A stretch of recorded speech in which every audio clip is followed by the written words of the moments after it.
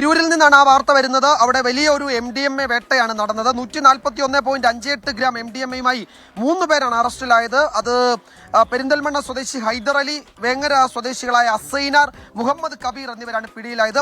വിശദാംശങ്ങൾ സമീർ ബിൻ കരീം തിരൂരിൽ നിന്ന് നൽകും. സമീർ, എങ്ങനെയാണ് ഈ 3 അംഗ സംഘം പിടിയിലായത്? ഇത് വലിയ ലഹരി ശൃംഖലയിലെ പ്രധാനപ്പെട്ട കണ്ണികൾ തന്നെ ആയിരിക്കുമല്ലോ ഉറപ്പായും, അല്ലേ?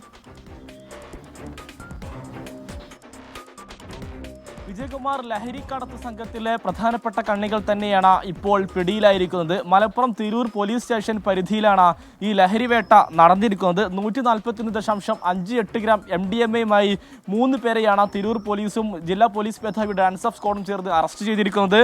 പെരിന്തൽമണ്ണ സ്വദേശി ഹൈദർ അലി, വേങ്ങര കുറ്റൂർ സ്വദേശി അസൈനാർ, വേങ്ങര കണ്ണമംഗലം സ്വദേശി മുഹമ്മദ് കബീർ എന്നിവരാണ് പിടിയിലായിരിക്കുന്നത്. തിരൂർ റെയിൽവേ സ്റ്റേഷൻ പരിസരത്ത് നിന്നാണ് ഇവരെ പോലീസ് കസ്റ്റഡിയിലെടുത്തിരിക്കുന്നത്. രഹസ്യവിവരത്തിന്റെ അടിസ്ഥാനത്തിലായിരുന്നു പോലീസിന്റെ പരിശോധന എന്നുള്ളതാണ്. അങ്ങനെ വാഹനത്തിൽ ഇരിക്കുകയായിരുന്ന 3 പേരെയും വാഹന സഹിതം പോലീസ് പിടികൂടി. അങ്ങനെ പരിശോധന നടത്തിയപ്പോഴാണ് ഇത്രയും വലിയ ഒരു MDMAയുടെ ശേഖരം ഇവരിൽ നിന്നും കണ്ടെത്താൻ കഴിഞ്ഞത് എന്നുള്ളതാണ് പോലീസ് മനസ്സിലാക്കുന്നത്.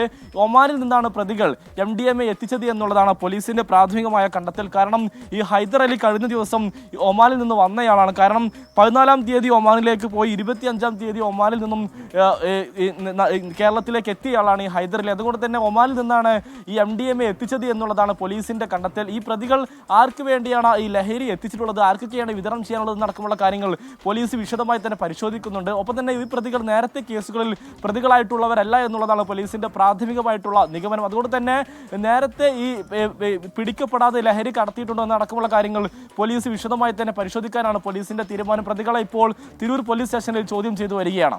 വിജയകുമാർ. സമീർ ബിൻ കരീമാണ് രാവിലെ ലഹരി വേട്ടയുടെ വിവരങ്ങൾ തിരൂരിൽ നിന്ന് പങ്കുവച്ചത്.